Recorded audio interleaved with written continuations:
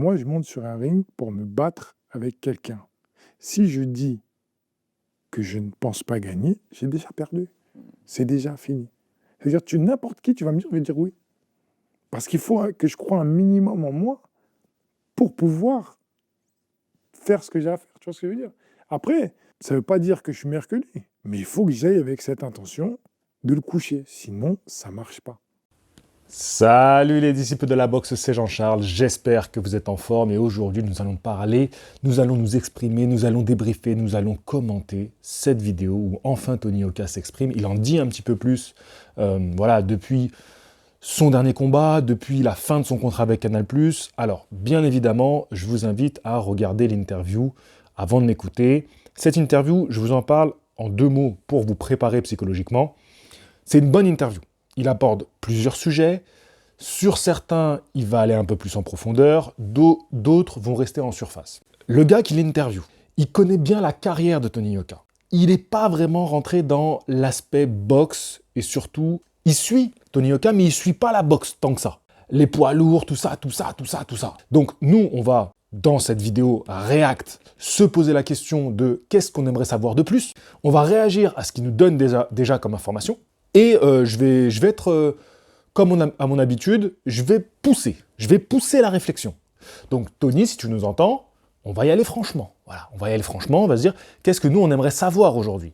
Et qu'est-ce qu'on attend aujourd'hui d'un Tony Yoka? Pour commencer, il y a toute une première partie de l'interview. Allez la regarder tranquillement, franchement, elle est très intéressante. Et comme ça, toi aussi, tu te feras ta propre interprétation. Toi-même, tu vas m'écrire en commentaire des réflexions que tu as eues en l'écoutant. On va voir si on se retrouve ou pas sur certains points. Je sais que je n'ai pas la caisse pour 10 rounds, mais je me dis, je vais tout donner. Et à ce moment-là, en fait, j'avais fait 3 défaites, 2 petites victoires à Londres. Et ce combat, c'était soit ma carrière allait relancer, soit ma carrière s'arrête maintenant. Et je le savais. Et je suis passé par tellement de phases, tu vois, dans ma tête. Je parlais avec mes frères, avec mes amis. J'ai dit, et c'était sincère, et franchement, à ce moment-là, je le pensais vraiment. Je préférais mourir sur le ring à ce moment-là que de perdre. Dans un premier temps, il a une partie de l'interview qui est plutôt personnelle. Voilà, sur son parcours à lui, tout ça. Si tu me suis, ah oui, un truc que je voulais dire qui est important. Moi notamment, je me permets de parler aujourd'hui avec la vision de 10 ans. 10 ans, et c'est vraiment 10 ans, les gars. C'est pas, je vous dis 10 ans comme ça. Je vais vous mettre en lien de la description, en lien dans la description de cette vidéo, l'interview de France Télévisions, et je vais vous mettre également des vidéos que moi j'avais mis sur ma chaîne. J'avais mis le combat de Tony Yoka, son championnat du monde amateur, et une petite interview où tu avais Vitali Klitschko, Brahim Asloum et Tony Yoka après le combat qui réagissaient ensemble. Elles sont en non répertorié aujourd'hui, ces vidéos-là, sur ma chaîne, mais elles sont sur ma chaîne, et tu regardes la date de publication, c'était il y a 10 ans, c'était en octobre 2015. Donc oui, on a une vision sur 10 ans de ce que Tony Yoka dit aujourd'hui, donc forcément, ce qu'on dit là, avant, on n'avait pas le recul nécessaire. Mais là, on a du recul, et lui aussi, il est censé avoir du recul sur sa carrière, et on va voir si ce recul, il est en capacité d'en faire quelque chose aujourd'hui. À un âge où, bon, il n'est pas si vieux, mais il commence à avoir de la bouteille. Donc, maintenant, qu'est-ce qu'on attend de lui aussi, Tony Yoka? Donc ça, c'était important de le préciser. Première partie de vidéo, comme on le suit depuis longtemps, on connaît. On connaît son parcours, on sait par quoi il est passé, voilà, la relation avec son papa, etc. Il va un peu plus en profondeur, il prend le temps parce qu'il est dans une situation où le gars qui l'interviewe, ils sont à l'aise, c'est fluide, il est dans une forme de sécurité qui lui permet de développer sur des sujets intimes, où par exemple, il y a des personnalités comme moi, je ne suis pas à l'aise de parler de ça. Je ne suis pas à l'aise, ce n'est pas des choses où je pourrais beaucoup m'exprimer comme ça publiquement, sauf si la personne qui va me proposer de faire une interview, elle va me permettre de m'exprimer là-dessus. Sinon, ce n'est pas des sujets que j'aborderai. Donc ça, c'est quand même intéressant de le voir revenir en profondeur là-dessus. Ça va être surtout intéressant quand on va pouvoir savoir qu'est-ce qui s'est passé dans sa tête quand il a connu la série de défaites. Je ne reviens pas spécialement sur ça. Attaquons tout de suite la partie où Tony Yoka va parler de sa carrière, de la gestion de sa carrière. Le premier point qu'on va venir critiquer pour Tony Yoka, ça va être ce contrat Canal+, cette mise en avant, tête d'affiche, etc., etc., et les premiers adversaires qui, soi-disant, n'étaient pas des grands adversaires. Je trouve que, ils reviennent dessus, je vois pas l'intérêt. On en a parlé, on en a reparlé, c'est bon. Enfin, ça y est, c'est passé ça. C'est passé. C'était au moment où ça se passait, on en discute. On le critiquait. Je vous rappelle que quand je fais l'interview avec lui, je reviens là-dessus. Parce que on l'avait jamais encore titillé là-dessus. Moi, je viens le chercher là-dessus. Mais là, aujourd'hui, c'est bon. C'était il y a 1000 ans, ça. C'était il y a 1000 ans. Les têtes d'affiche, les trucs, est-ce qu'il aurait dû, c'est bon. C'est terminé, ça. On n'a plus besoin de perdre notre temps à revenir encore là-dessus. Là où, pour moi, il est important de revenir sur cette histoire de gestion de carrière, c'est comment, arrivé au top 15 et donc aux portes du top 10, on s'est mangé un retour de porte en pleine face et on a tous reculé de 10 pas. Et là, le problème, c'est que la gestion de carrière de Tony Yoka, là où elle a coincé, c'est à l'entrée du top 10. C'est à ce moment-là, c'est quand il prend Bas-Collet. Perdre contre Bas-Collet, c'est pas si dramatique en soi. C'est comment on gère que le top 10, on n'est plus en capacité de lui faire passer ça. Et derrière, la gestion a été catastrophique. Tony Yoka en parle, mais plutôt de l'aspect d'un homme qui vit la défaite et qui vit des défaites dans sa vie personnelle. Et du coup, il a du mal à rebondir, en fait, à rebondir et en même temps à ce que professionnellement son équipe comprenne ses besoins. Il dit quand même que peut-être qu'il aurait dû avoir un boxeur dans son entourage à ce moment-là, dans son entourage professionnel, dans sa team qui gérait sa carrière. Il pense à Brahim Asloum, on aurait pu penser à Fabrice Thiozo aussi, qui a une grande expérience, Jean-Marc Mormec aussi, qui a une grande expérience, qui a côtoyé un promoteur comme Don King. Voilà, on sait que il y a quand même des noms en France qui auraient pu, à ce moment-là, user de leur expérience pour soutenir Tony Yoka dans un moment pareil. Parce que la réalité, le vrai coup dur de la gestion Canal et de son promoteur de l'époque, c'est là. C'est là où ils n'ont pas les épaules. Totalement, ils s'effondrent, tout comme la carrière de Tony Yoka s'effondre, mais eux, ils n'ont pas les épaules pour gérer ça. Et ils font n'importe quoi. La gestion de Tony Yoka à ce moment-là, c'est n'importe quoi. C'est un bordel sans nom. Donc ça, c'est important. Je voulais revenir sur un point, je l'ai un peu oublié, excusez-moi, je suis parti comme ça, tu vois, je vais aller un peu comme ça, je vais divaguer, je vais laisser mon esprit divaguer entre les différents ressentis que j'ai eus en écoutant cette vidéo. Il n'y a pas vraiment de choses écrites. Mais ce que je me suis dit sur Tony Yoka, la carrière amateur et la médaille. Comment Tony Yoka s'est construit ? Tony Yoka s'est construit pour aller chercher cette médaille d'or olympique. Depuis son plus jeune âge, de par son père, qui lui dit « on va aller chercher une médaille olympique », et son père lui dit « ce sera 2016 », et Mariano. Mariano, entraîneur cubain, que j'ai eu la chance de côtoyer grâce à Glory, mon partenaire, voilà, avec qui j'ai fait des stages à Cuba, j'ai eu la chance de côtoyer Mariano, c'est un entraîneur exceptionnel. Et Mariano lui dit « tu seras champion olympique ». Je le veux lui, et il sera champion olympique. Et il en parle, ça, à Tony Yoka. Donc en fait, j'ai un peu ce sentiment que Tony Yoka, c'était dans son esprit une fin d'avoir le titre olympique. Sauf que c'est pas là la fin. Normalement, c'est censé être le début pour aller chercher le titre de champion du monde chez les professionnels. Et c'est là où moi, j'entends un discours où est-ce que... Alors, j'allais dire, on s'est satisfait de ça. C'est extraordinaire, surtout en France. C'est pour ça qu'on avait tant d'espoir en tant que Français. Parce que si tu suis le sport, c'est tellement une folie qu'on a envie d'y croire. Mais déjà, c'est exceptionnel d'avoir fait ça. Déjà d'avoir atteint le top 15 des poids lourds pour un Français, mais c'est déjà très bien en fait.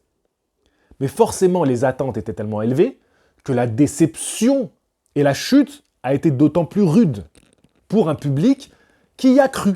Comme Tony y a cru. Le premier qui chute et qui se fait mal, c'est Tony Yoka. Son entourage après, et ceux qui voulaient se faire de l'argent avec lui, et le public aussi derrière. Moi, j'ai l'impression que ce conditionnement mental, il a été important dans la carrière de Tony Yoka. Et peut-être que, quand il a commencé sa carrière pro, il avait plus la même dalle que quand il allait chercher le titre de champion olympique. Et ça, c'est un constat que je fais aujourd'hui en l'écoutant, en le réécoutant, et en l'écoutant encore là, parler. Je me dis, est-ce qu'il n'y avait pas un travail mental à faire aussi pour garder cette motivation quand tu rentres chez les professionnels ? Prenons l'exemple de Mike Tyson. Mike Tyson, quand il a le même âge à peu près que Tony Oka et qu'on commence à lui mettre dans la tête qu'il sera un champion, on lui dit « On va faire de toi le plus jeune champion du monde des poids lourds. » Tony Oka, on lui dit « On va faire de toi un champion olympique. » Tous les deux ont atteint leur objectif. Ok ? Sauf que pour Tyson, cette finalité, tu peux difficilement faire mieux. Oui, après, tu peux devenir une légende. Enfin, tu peux toujours faire mieux. Tu peux toujours...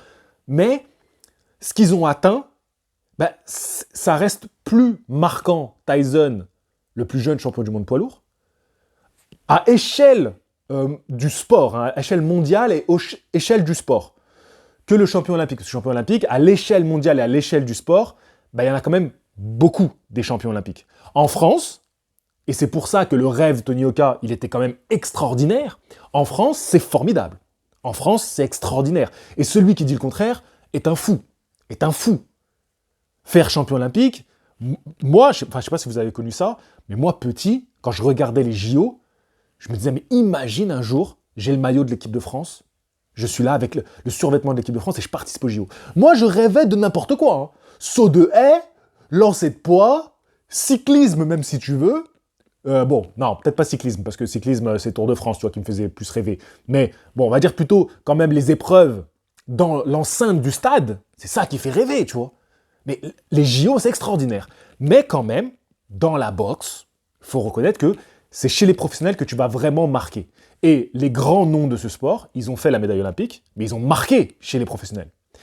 Et j'ai l'impression qu'il y a eu un conditionnement mental chez Tony Oka, qui peut-être, ou quand il gagne cette médaille olympique, c'est bon. Il est, dans son monde, le roi de ce monde.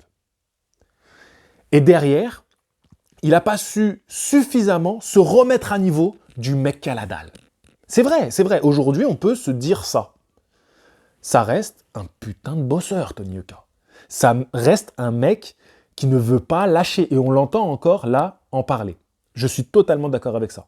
Je parle juste de ce conditionnement mental et de cet aboutissement avec le titre olympique. D'ailleurs, il va se lâcher après le titre olympique, il va faire la fête, il le dit, il le reconnaît lui-même. Voilà. Alors que pour beaucoup d'autres, tout de suite, c'était « il faut vite aller chez les pros ». Ça n'a pas été le cas de Tony Oka. Prenons le cas de Joe Joyce. Très rapidement, il va faire un 10 rounds, Joe Joyce. Un 10 rounds, c'est son premier combat chez les professionnels. Alors, Joe Joyce n'a pas le même âge, Joe Joyce n'a pas eu la médaille d'or, donc c'est vrai qu'il fallait vite rebondir chez les professionnels.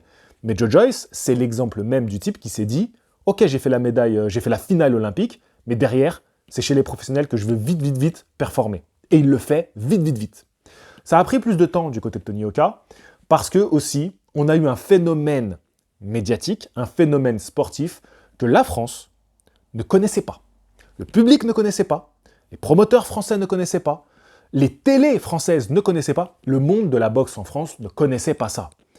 Comment vous voulez, quand on part de ça, que ça se passe bien? Personne n'a jamais vécu ça et vous croyez qu'on va tout réussir du premier coup?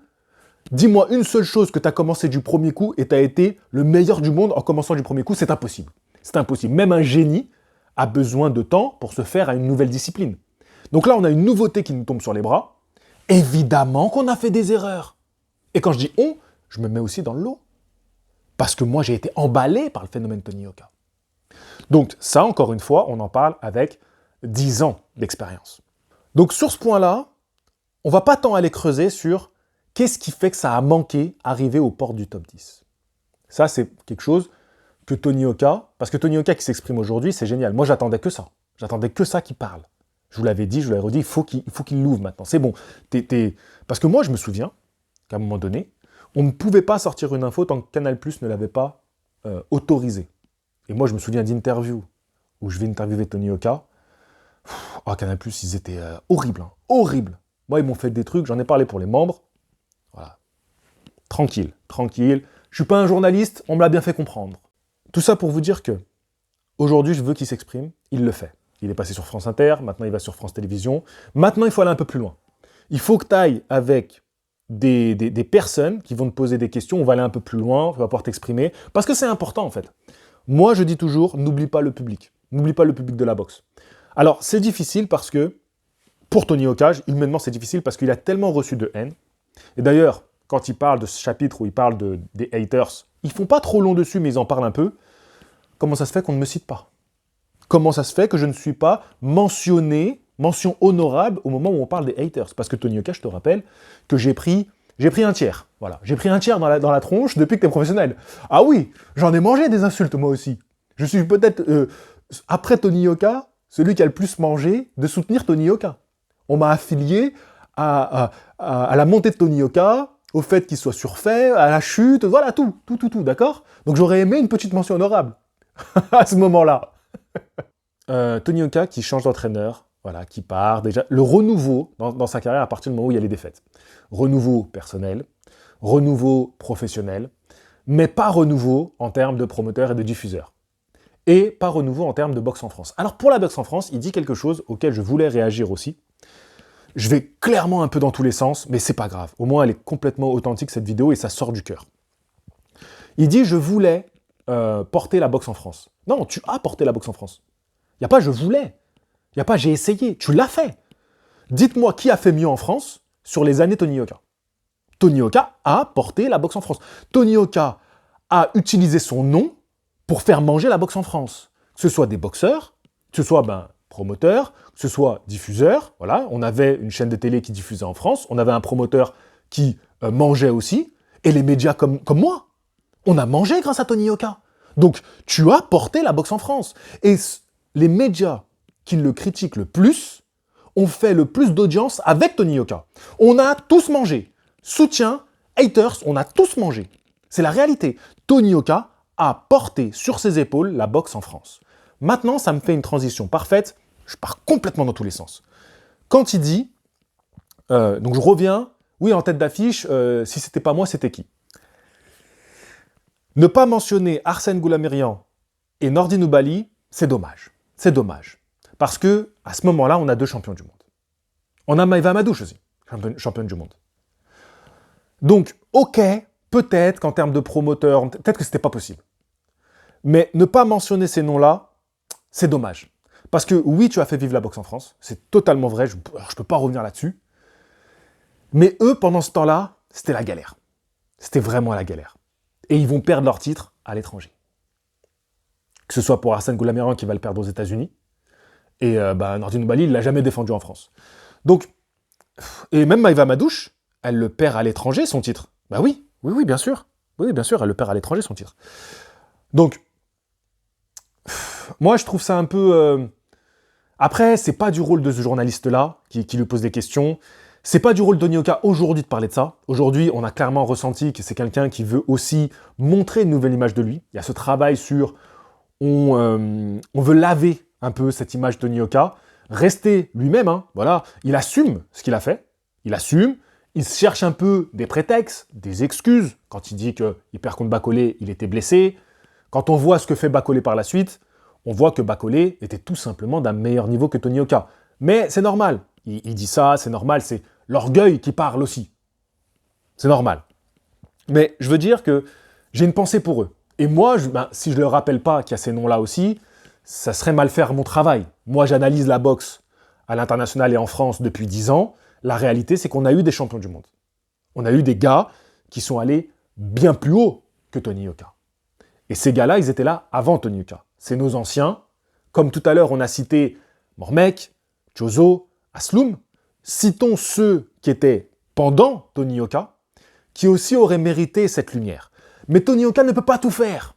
On a demandé à Tony Yoka de tout faire pendant 10 ans. Il faut arrêter de déconner à un moment donné. Donc bien sûr que je le défends. Il ne peut pas tout faire. Alors on est toujours en train de lui tirer. À un moment donné, non, tu peux pas. Il n'est pas responsable de tout ce qui se passe en France et dans le monde, les gars. Pas déconner. Mais juste, moi je me permets de le rappeler. Je me permets de. Ah vas-y, je rajoute ça quand même. Mais vas-y, je comprends totalement ce qu'il dit. Maintenant, on en arrive à ce point où il y a du renouveau. Voilà. Il dit qu'il n'aurait pas voulu faire un combat de reprise contre Takam. Bien sûr qu'un combat contre Takam, on le savait quand ça arrive. Un combat de retour après défaite. Je le dis tout le temps. C'est peut-être le truc que j'ai le plus dit, moi. Après une défaite, le combat retour, il est très important. Tu prends Takam. Riyad Merhi, pour moi, là, t'as presque pas d'excuses. Le journaliste lui dit, oui, c'est quand même quelqu'un... C'est pas quelqu'un qui est au niveau de Tony Yoka. Point barre. Gros respect à Riyad Merhi. Et c'est pas un mec du niveau de Tony Oka chez les poids lourds. Même Tony Oka, ce qu'il a montré en pro. Voilà. Même si on peut dire, oui, Tony Oka, c'est pas un top 15 plus en pro, ok. Mais il est au-dessus de Ryan Mary. Le problème, c'est qu'en fait, ça va tellement mal je pense qu'on a un mec qui ne veut même plus gagner sur le ring. Qui veut même plus gagner. Il vient pour perdre. À ce moment-là, hein. Et ça, c'est terrible. C'est terrible, tu vois, ce qui se passe. Donc, tu changes d'entraîneur. Apparemment, il y a une alchimie qui se passe avec lui. Le dernier entraîneur, Tony Oka, c'était un très bon entraîneur. Hein. Tony Oka le rappelle d'ailleurs.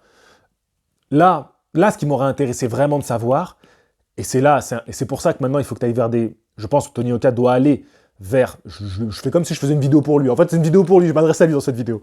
Il faut qu'il aille vers des journalistes un peu plus spécifiques, et aussi un peu plus grand public. Hein. Il faut qu'il parle, Tony Oka, maintenant. C'est bon, les années Canal+, ça a été une com affreuse.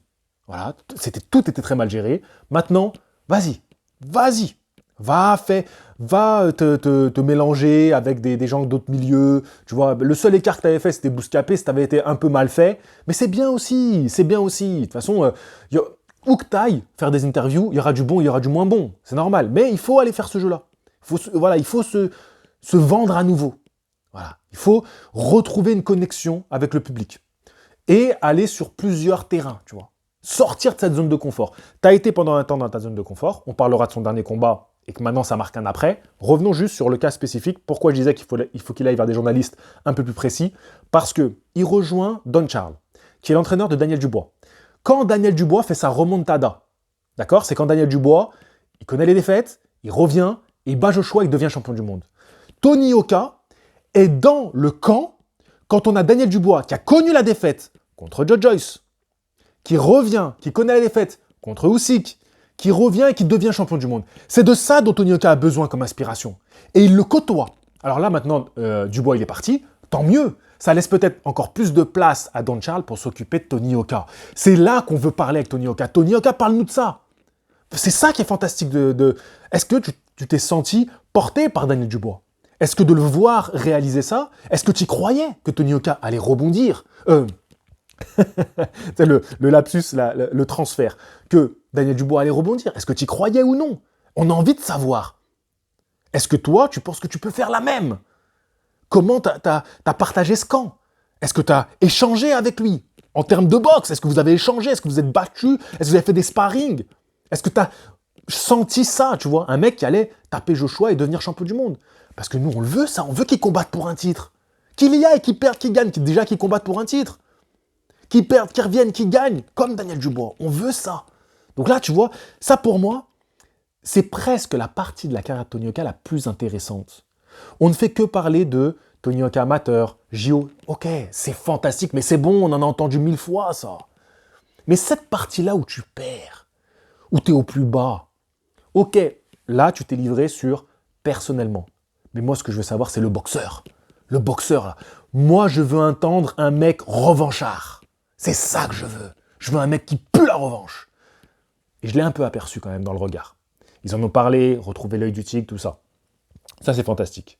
Le point le plus important de cette vidéo, et je pense que je finirai avec ça parce que je crois que j'ai parlé à peu près de tout en partant complètement en vrille, mais c'est pas grave, voilà, c'est comme ça.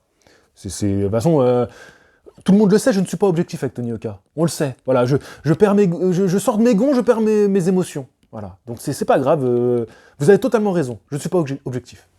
Ce que vous voulez entendre, c'était qu'est-ce qu'il pensait de son promoteur aujourd'hui. C'était le premier truc que j'ai dit quand Tony Oka a fait son dernier combat. Maintenant, je veux le savoir, je veux que tu parles, je veux que tu te livres, je veux que tu nous balances tout. Quitte à être de mauvaise foi. Non, et là, il a été encore professionnel. Mais il a quand même dit, mon promoteur était nul. Mon promoteur était nul, j'avais le promoteur le plus nul. Alors attention, je vais peut-être défendre ce promoteur. Là, les gens se disent, mais attends, mais qu'est-ce qu'il agissait? Je pense que pour un promoteur français, il ne pouvait pas faire mieux. Alors tu vas me dire, ça c'est défendre ça? Je pense que atteindre le top 15 mondial en France, c'est ce qu'ils peuvent faire de mieux. Après, il faut qu'ils acceptent de laisser prendre la relève. Parce qu'au-dessus, c'est pas votre game. En tout cas, aujourd'hui, c'est pas votre game. Le truc, c'est qu'on avait un contrat signé avec Top Rank. Pourquoi on n'en parle plus de ça? C'est Top Rank qui aurait dû prendre la suite. Il aurait dû affronter un mec en sous-carte de Shakur Stevenson avant le Covid. Là, il y a un truc qui s'est passé à ce moment-là. Et ça, c'était juste avant que Tony Oka affronte Bacolé. Donc, il aurait dû avoir une gestion de carrière à l'américaine. Une gestion de carrière par des gens qui savent faire le boulot pour rentrer top 30, top 20, top 15, top 10, top 5. Je te dis pas que Tony Oka aurait forcément réussi, mais eux, ils savent faire. Eux, ils ont, tu vois, ils ont la matière, ils ont le savoir-faire, tu vois, ils ont l'expérience, ils ont eu des poids lourds avant top rank, ils savent ce que c'est de monter un poids lourd. Qu'est-ce qui s'est passé là, en fait, à ce moment-là? Moi, c'est là où j'aurais voulu qu'il s'exprime, maintenant que le contrat avec Canal+, il est terminé. Maintenant que le contrat avec son promoteur, il est terminé. C'est ça que je veux savoir. Mais en fait, il s'est passé quoi? On t'a dit quoi? On t'a clairement dit, non, tu n'iras pas boxer aux États-Unis. Qu'est-ce qui s'est passé? Top Rank, ils t'ont jamais demandé de rendre des comptes? C'est ça que je voudrais savoir, moi. Et c'est pour ça que là, je dis, cette interview, elle est très bien, mais il manque beaucoup d'éléments. Il manque beaucoup d'éléments. Parce que Tony Oka, c'est pas qu'un espoir. Il y avait des choses concrètes qu'on a oubliées aujourd'hui. Tu vois, on a l'impression, elles n'ont jamais existé. Là, il signe avec Queensberry Promotion. Très, très bien. Sauf que Tony Oka qui signe aujourd'hui, c'est pas Tony Oka qui signe avec Top Rank les années où il est invaincu. Il y a une différence notable et on est presque dans deux opposés. Pourquoi Queensberry il signe Tony Oka aujourd'hui? Ils se rajoutent un cheval dans leur écurie qui vont envoyer à droite, à gauche, avec qui ils vont peut-être un petit peu boucher les trous. C'est la réalité. Top Rank, quand il signe Tony Oka invaincu, c'est un mec qui dit c'est un espoir, on va le faire monter, on va l'amener au titre. Il faut comprendre que les promoteurs, ils gèrent de manière différente. Attention, je ne dis pas que Queensberry, ils vont forcément gâcher ce qui reste de carrière de Tony Oka. Et de toute façon, c'est ce qu'il y avait de mieux à faire, de rejoindre Queensberry Promotion, je pense. Parce que les opportunités vont être exceptionnelles, ça peut aller beaucoup plus vite. En deux combats, tu peux relancer ta carrière, peut-être même en un combat. J'entends des rumeurs complètement folles. Enfin, des rumeurs. C'est plus que des rumeurs. Voilà, j'entends des choses. Un combat, ça peut relancer ta carrière. Mais on va pas être dans le même accompagnement que ça l'aurait été avec Top Rank. Qu'est-ce qui s'est passé à ce moment-là? Moi, ce que j'aurais souhaité aujourd'hui, je me permets, mais là, c'est l'analyste qui veut en savoir plus. Ça parlera peut-être pas au grand public, mais c'est l'analyste. Et je m'en fous, je parle en tant qu'analyste. En tant que mec qui creuse, qui fait des enquêtes. Inspecteur JC. C'est là que j'ai envie de lui poser des questions. J'ai envie de revenir sur ça avec lui. J'ai envie de savoir ça. Mais j'ai pas envie de forcément, il en parle avec moi. J'ai envie qu'il en parle. J'ai envie qu'il en parle, qu'il s'exprime. Parce que tout ça, ça a fait partie de l'effondrement du château Tony Oka. Ça a fait partie de l'effondrement. On en a reparlé, la conquête, c'était pas bien d'avoir fait cette com. C'est bon, tout ça, on en a parlé 1000 fois. Ah, c'est bon. Pour moi, c'est derrière moi. On va pas en parler encore 1000 ans. Oui, de dire la conquête, c'était trop. Oui, c'est bon, on a compris, merci. Il a perdu, il a fait 3 défaites d'affilée. Est-ce qu'il n'a pas suffisamment payé? Ça, c'est la phrase de mon daron, ça. Je voulais la dire par rapport à Baki, par rapport à tous les mecs qui le lynchent. Je dis, mais c'est bon, les gars. Il n'a pas suffisamment payé, selon vous? Il s'est pris un KO. Et ça y est, il a payé. Vous venez encore, le mec, il est à terre. Le mec est mort, il l'insulte encore. C'est la référence à Kerry James. YW? Non, attends. C'est quoi le YL? C'est ça le clip? C'est un clip à l'envers et tout, à la Memento. Le mec, il part complètement en sucette, il fait des références cinéma. Il faut que je me ressente parce que c'est trop d'émotions. En plus, j'ai passé une semaine de fou, les gars, je décharge. Bref. Donc voilà, elle est très bien cette interview. Non, franchement, elle est très bien. Elle s'adresse à un grand public, elle est intimiste. Mais je ne suis jamais rassasié. Quand on parle de boxe, je ne suis jamais rassasié. C'est évident. Moi, si je pouvais lui parler, je lui parlerais 7 heures, sans aucun problème.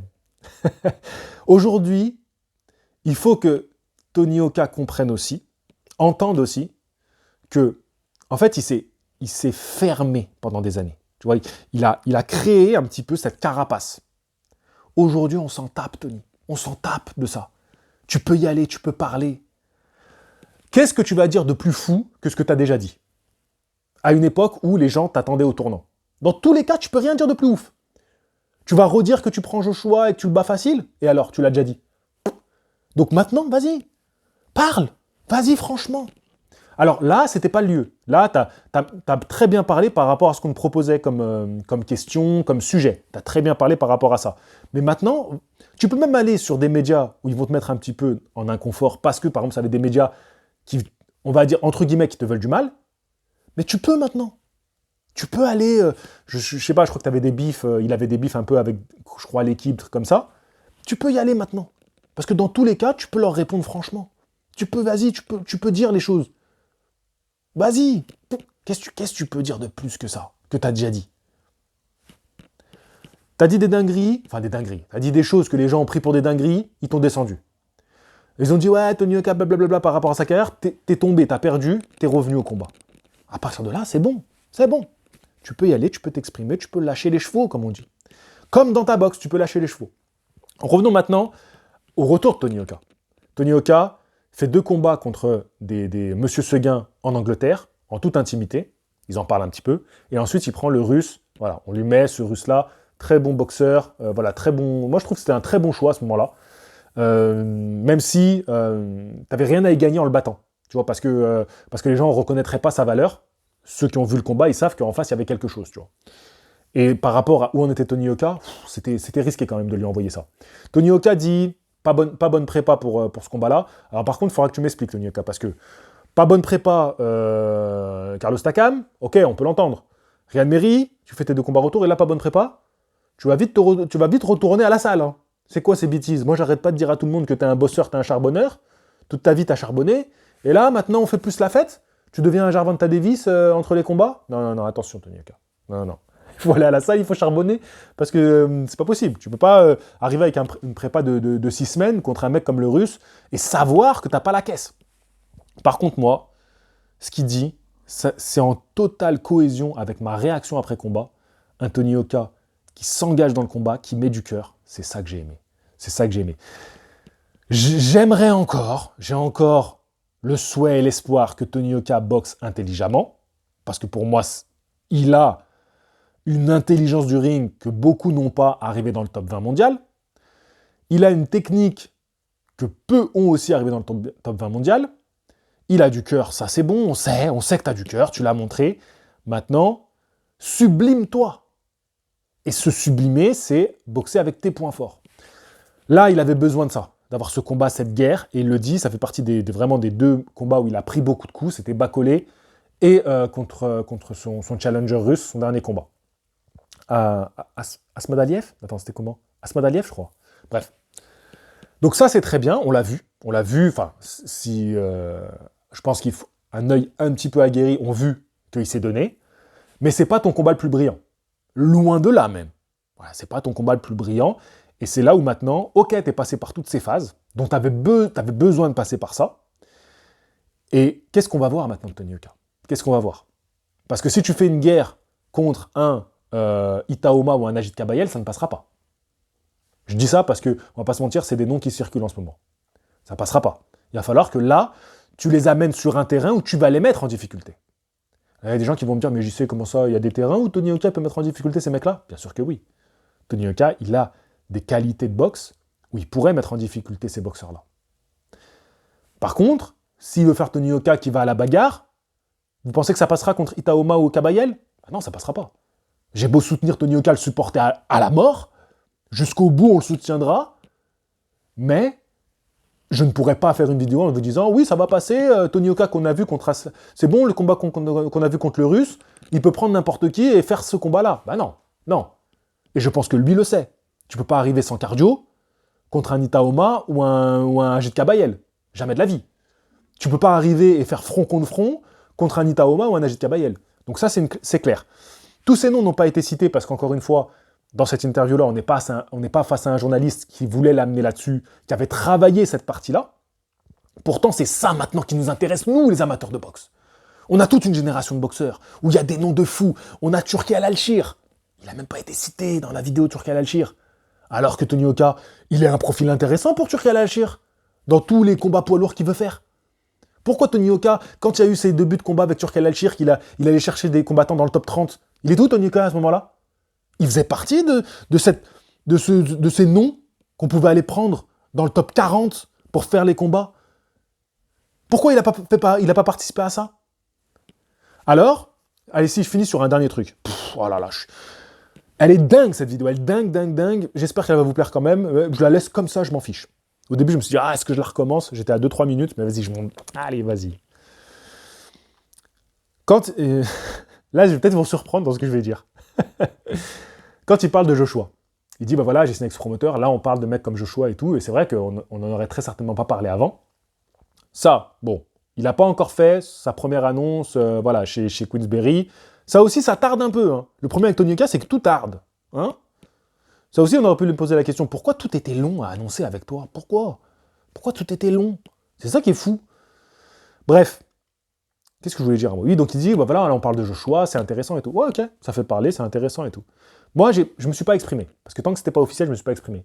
Moi, il y a un truc où je me suis dit, pourquoi tu prends pas tes réseaux et t'appelles Tony Oka à un combat? Pourquoi tu le fais pas?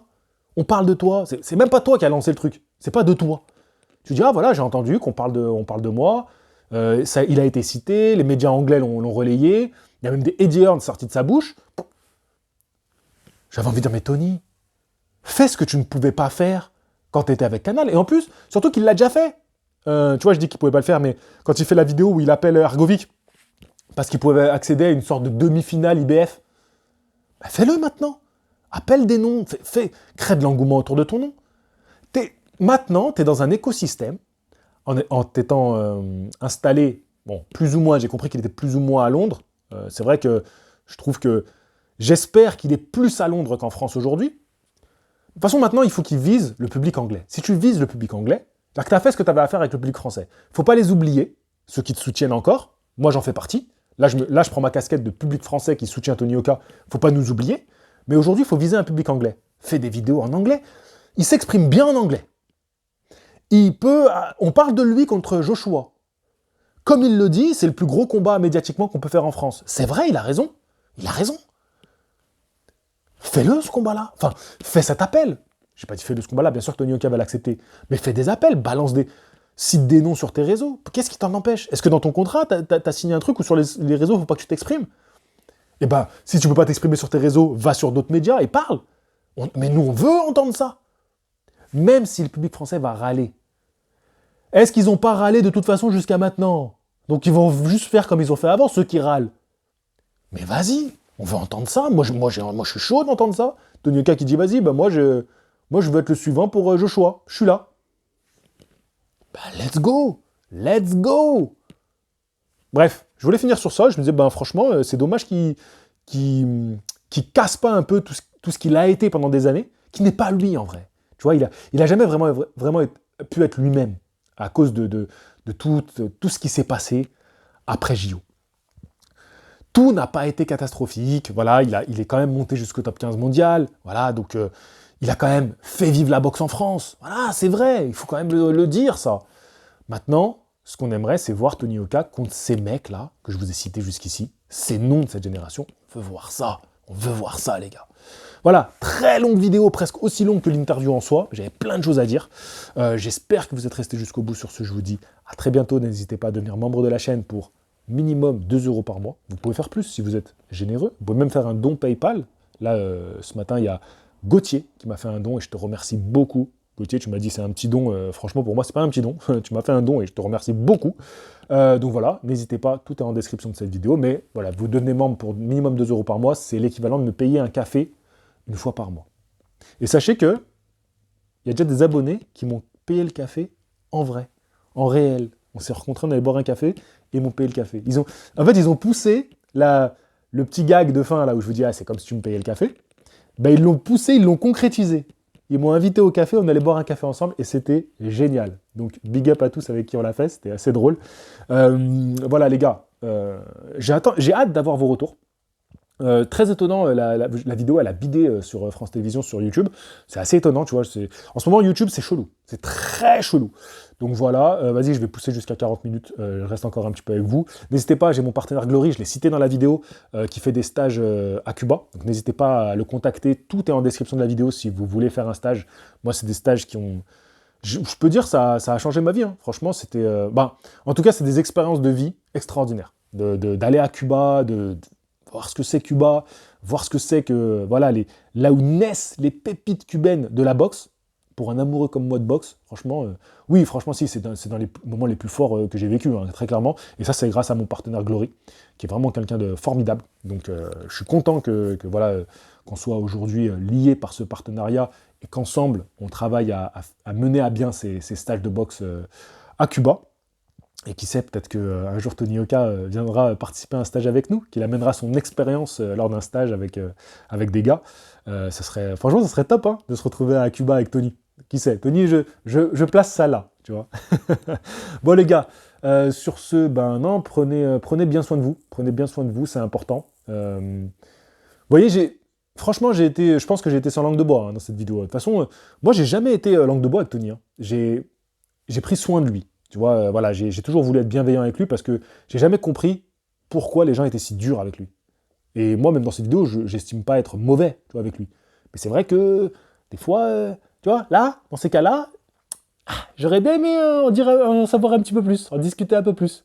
Mais je trouve quand même qu'il a dit les termes. Il a dit les termes, voilà, il a clairement dit que on sent que ça se passait mal avec son promoteur, sinon il dirait pas ça. Tu vois, et il reste quand même très pro. C'est un mec très pro. Franchement, tu vois, et encore une fois, allez, je finis avec ça.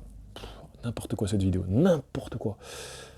Quand je vois comment il s'exprime, franchement, comment il parle bien, comment, tu sais, il est quand même correct.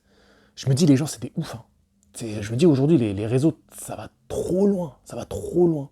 Et là, récemment, j'ai écouté une interview d'une actrice française et elle dit, faut qu'on arrête de donner du crédit à des gens qui n'ont pas de vie sur Internet. C'est totalement ça. Faut qu'on arrête de prendre au sérieux des remarques de gens qui n'ont pas de vie sur Internet. Franchement, je pourrais pas le dire mieux, mais malgré tout, bah, c'est ça qu'on voit. Tu vois, moi qui suis un créateur de contenu sur Internet, tu vois, sur les réseaux, bah, c'est ça qu'on voit aussi. Et forcément, ben, c'est difficile de ne pas y réagir parce que les réseaux sont faits de telle sorte que ça alimente le truc. Et d'où ça amène du contenu drama, du contenu de plus en plus excessif dans les émotions qu'ils veulent te faire ressentir pour continuer à créer de l'interaction qui est nauséabonde, hein, il faut le dire. Mais moi, quand j'entends Tony Oka parler, quand j'entends le bonhomme qu'il est, quand j'entends, tu vois, ce qu'il dit par rapport au titre de champion olympique, quand il parle qu'il va rencontrer des jeunes et qu'il leur parle et qu'il les inspire, je me dis quand même, les gens sont sacrément bêtes, hein, sacrément mauvais, tu vois. Ils ont quelque chose en eux qui les ronge, tu vois, pour que ça aille aussi loin. Et surtout qu'il a quand même fait du bien à notre pays où on n'est pas un pays boxe, les gars, quand même. Hein. On n'est pas un pays boxe. Et d'avoir un Tony Oka... Enfin, en fait, j'avais fait une vidéo en disant la France ne mérite pas Tony Oka. Elle ne mérite pas ce produit. Parce qu'en fait, elle ne sait pas l'apprécier à sa juste valeur. Sa juste valeur, c'est pas dire c'est une pépite exceptionnelle, c'est un Mike Tyson. C'est pas ce qu'on dit. Mais c'est pour la France un cadeau. Et moi, je l'ai toujours pris comme ça. C'est un cadeau. Et moi, tu me fais un cadeau, j'en prends soin. Toi, tu es peut-être ce genre de crapule qui va le revendre sur eBay. Moi, tu me fais un cadeau, j'en prends soin. Moi, Tony Oka, il a changé. Moi, je suis un créateur de contenu parce que j'aime la boxe. Je parle de boxe. Il arrive dans le game avec la team solide et il se passe quelque chose en France. Et là, ma chaîne YouTube prend une autre ampleur. Alors, il n'y a pas eu que Tony Oka. Il y a eu Duopa, tu vois, qui aussi avait affronté Wilder. Mais l'effet Tony Oka n'a rien à voir avec tout ça. Il y a eu des petites étapes avant. Mais quand il y a eu l'effet Tony Oka, 1 an après que moi j'ai mis ma chaîne en place, c'est complètement fou ce qui se passe en France. Et moi je me dis, mais attends, profitons de ce qu'on a, profitons-en. Savourons ça. Alors bien sûr, je veux encore que Tony Oka aille chercher un titre. Bien évidemment que je le veux. J'y crois, je pense que lui il y croit. Aller chercher un titre, pourquoi pas? Pourquoi pas? Et puis si vous n'êtes pas d'accord avec ça, ben on vous emmerde, et puis c'est tout. Non, mais à un moment donné, j'ai le droit de le dire, moi aussi. Je me suis tellement fait bâcher avec cette histoire Tony Oka depuis 10 piges. Moi, quelque part. Et puis, de toute façon, je vais vous dire, j'ai même pas besoin de vous dire que je vous emmerde, parce que depuis toutes ces années, de continuer à créer du contenu sur lui, et surtout du contenu vidéo où je le soutiens, ça vous emmerde. Je vous dis à la prochaine. Fighting!